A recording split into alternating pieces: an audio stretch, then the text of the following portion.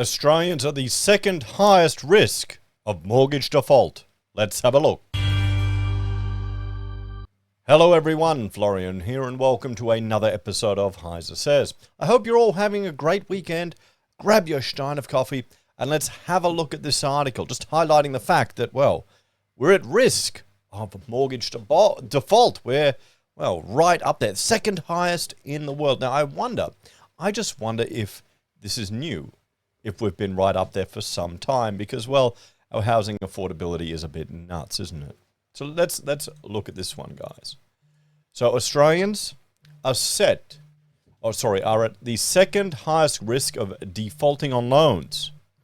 So we're now the second highest risk nation in the developed world for loan defaults, worrying new economic data has revealed.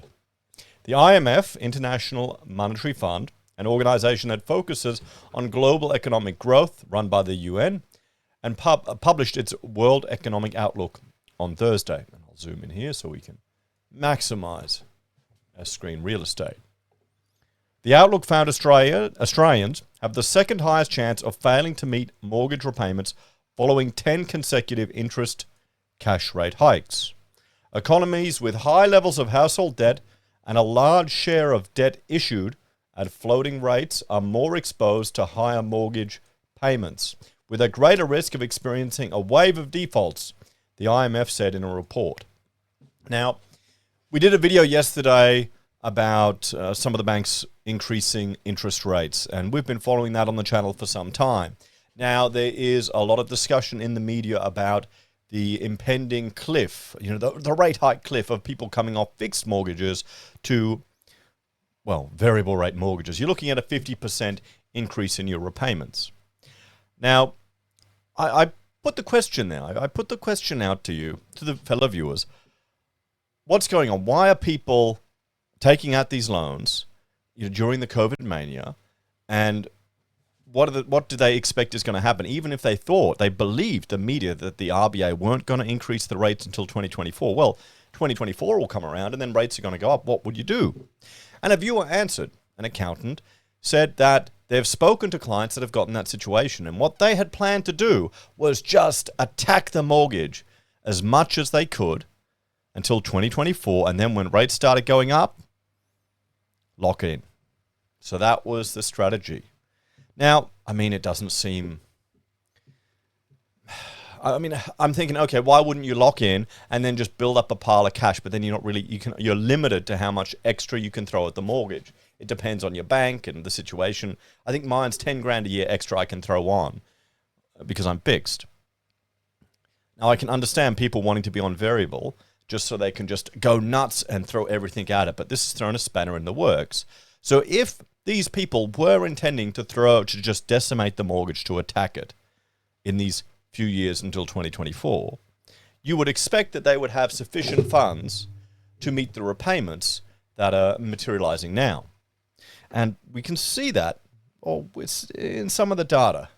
We have a look here. There are fewer bad loans. They're going down. Non-performing loans are not at the level where they were. They're trending down, guys. Okay? So you've got 30 to 89 days past due. That's a reduction. And this is from the peak in 2020. 52% down. You've got outstanding credit, 7.1 billion. Non-performing loans is 0.69% of total credit, and past due is only 0.35 down the bottom there. So we're not talking. Hang on, let me ink it in. We're not talking huge amounts here, guys. Okay, sure, it's going to be tough for some people, but it's not going to be tough for everyone. Oh, well, and this flows on to other reasons why I think property isn't going to collapse, as some people seem to be hoping. And this isn't because people, when I put this argument forward here, like I've got my 9 points, few bad loans, opening the floodgates, immigration is returning. This is not me, the construction apocalypse, reducing supply. Hang on, I'll just highlight them all. Government support that we're all aware of. You've got market competition, 50% live in these three markets. You've got NCC changes constantly increasing the cost of construction. Beyond everything else, this is just legislation. You've got APRA intervention. They'll come to make sure supply isn't choked off so they can be the equivalent of, increasing people's borrowing capacity instantly. And you've got family support. What is it? 66% of the viewers of this channel will step in to support family struggling with a mortgage. And then the FOMO impact, where we've got, sure, a whole lot of people FOMO'd in, but compared to the total number of dwellings, it's a big difference. And this isn't me trying to find a savior for the housing market because I'm so precious about my shitty house. No, I don't really care.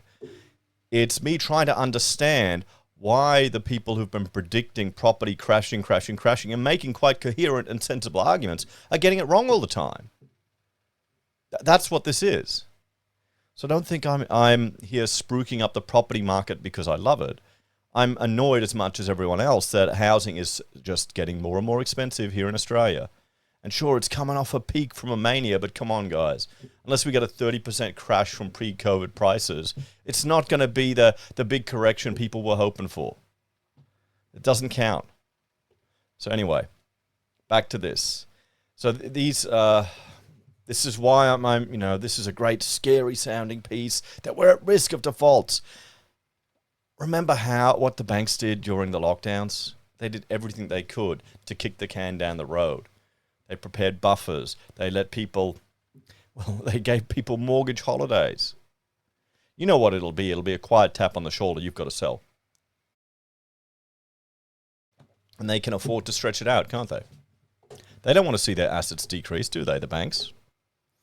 So, Australia was only beaten by Canada for the highest risk of defaulting repayments, and was followed by Luxembourg, Norway, Sweden, and the Netherlands. So there you go. We're right up there with all of these Scandinavian countries. This just makes me want to play Hearts of Iron 4. The bad news, I've been watching Isoro's productions A to Z, guys, so let me know in the chat if you're a fan. The bad news comes as almost 900,000 Australians prepare for their record low fixed home loan rates left over from expensive monetary policy brought during the COVID crisis to expire this year. Okay, and I'm one of these people. Not this year. What year is it? 23, isn't it? I'm next year. My neighbour's the year after. But there are a lot of us that locked in because, we didn't trust the Reserve Bank. And we're old enough and experienced enough to see a sub 2% mortgage rate and think that's insane, never going to happen again. And I put a poll to viewers on the community tab asking you if you think we'll see that again. It's interesting. This interesting results. We'll look at that in another video. But check it out and have your say if you haven't yet. The dreaded phenomenon has been dubbed by economists as the looming mortgage cliff. With the official cash rate now sitting at 3.6%, some fixed-rate home loan repayments could essentially triple overnight thanks to the RBA's brutal 10-month rate rise, which started in May last year. The building tension from struggling Australians prompted RBA officials to admit they did a terrible job managing the economy during COVID. This is the problem. Here's the thing. Do we even want a managed economy, or do we want a free economy? I can't see Australians ever even advocating for a free market economy, for a really free one. We're very interventionist in this country. Everyone is an interventionist. You even argue for certain things. They think you're an extreme right-wing nutter, free market.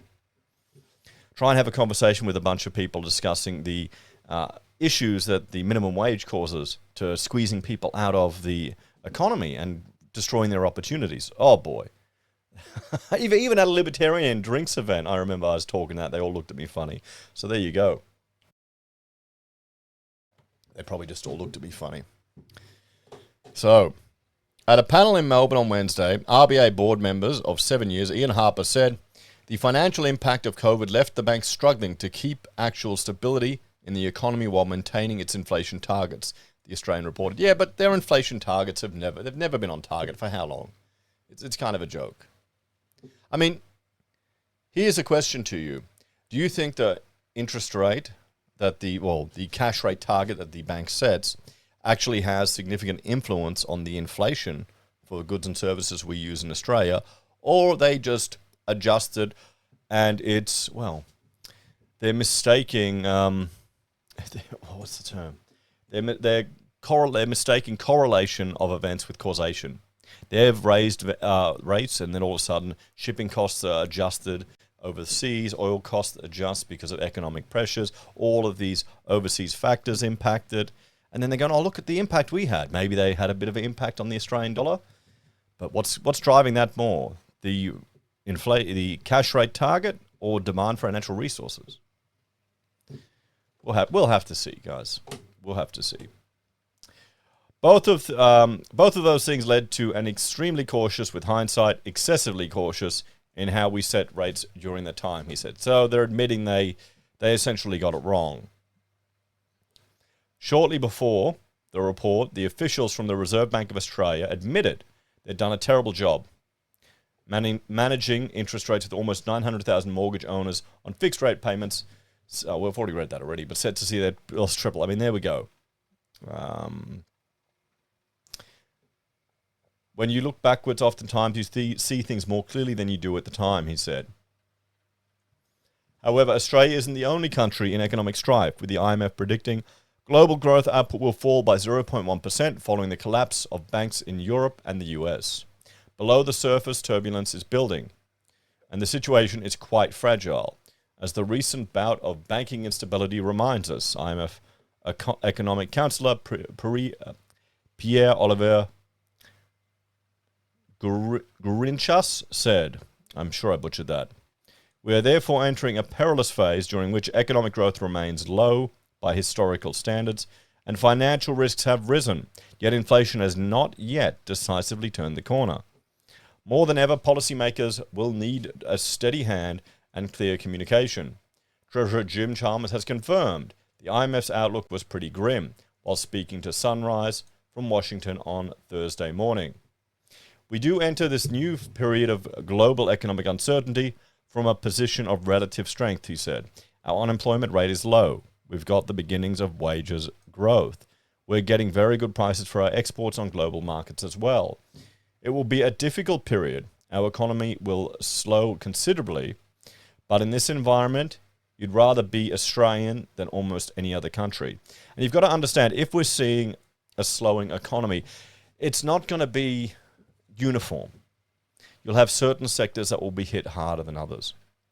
So you've got to position yourself to make sure you take advantage of that.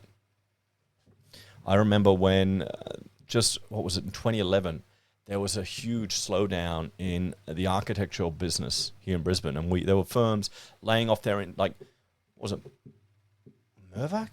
I think that was them. They laid off their entire architectural team. Firms were firing people left, right, and center. And we were flat out. We were really busy because we happened to stumble into volumetric modular design for the resource sector. And that just kept us flat out. We were really busy. So it depends on what sector that you're in. My suggestion would be to have a variety of income streams and sources. Even if you've got a salary job, get yourself a side gig or something else you can do. There's a lady today dropping off her Amazon parcel. She does this Amazon Flex. She gets good money, drives around, picks when she wants to do it, and just drives around doing that, listening to music. I mean, that'd be better than bloody Uber, wouldn't it? You don't have to deal with customers.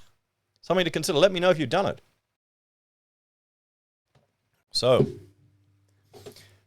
the Treasurer's reassurance was of little help to Australians struggling to meet repayments, with Deputy Governor Michelle Bullock saying on Wednesday the RBA's previous promise to not raise rates further until 2024 was garbled. I will accept that the message got garbled. People latched onto a date, and even now that we are raising interest rates, they still want us to put a date on when we're going to stop doing that, she said. We should have resisted a little bit more there. And these are the geniuses that are, our governor's paid $1 million a year. So let's have a bit of a talk about this. So there we have it. Concern from the IMF that we're the second highest at risk of defaulting. Now, is this going to bring the calamitous collapse in property that everyone's been waiting for? We'll have to see. I don't think it will. I think there's too much supporting the sector. I think even if prices... Here's the thing. It depends on what your time frame is. if you're just started watching the property sector since the peak in the COVID mania, and you're just watching it go down, down, down, you're thinking, oh shit, what's happening? It's all crashing, it's all crashing. But if you've been watching it for a decade or 2 decades, waiting for a correction, this inevitable crash in Australian property because it's an overpriced bubble, this isn't what you've been waiting for. You know, you'd still be up 100% if you had bought a decade ago. So there's a lot of support for this market in this country here. We're not Europe, we're not America, we're not Japan. Our population growth is still going up as well. You can see that they're opening immigration. And I don't think there's any actual legitimate political will in this country to make the changes that are necessary to make housing more affordable. You'll have people protesting and complaining about housing affordability, and then they'll go on a NIMBY protest to stop development near them. It's people have this cognitive dissonance. They'll have completely hypocritical positions, and in the end, they're just all selfish. That's how it is. So, I don't know. What do you reckon, guys? I think it'll take a generation or two. But what will happen is all of the millennials will start inheriting houses. And then they'll morph into boomers. Watch it happen instantly. Once they become property owners, their politics will change faster than you can imagine. That could be the best thing for the Conservatives and the Liberal Party, Liberal Nationals in this country. If you had a whole bunch of people inheriting property. It's like when you see rampant lefties, you know, start a business and then get screwed over by their workers, and all of a sudden they get hardened because reality hits. It just takes them a bit longer to grow up than other people and take on some responsibility.